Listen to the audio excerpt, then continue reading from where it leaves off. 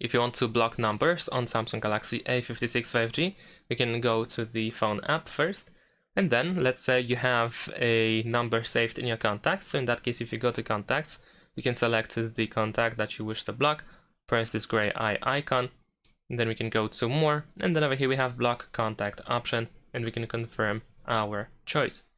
Besides that, you can also go to recent. So if someone tried to reach you, then what you can do is press and hold the finger on the call.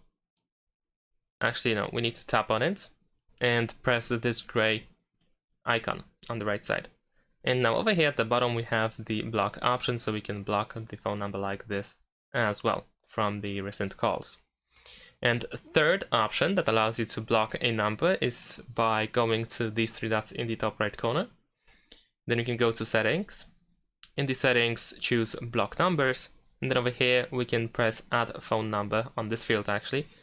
We can enter the number that we wish to block. You can press then this the green plus button on the right side.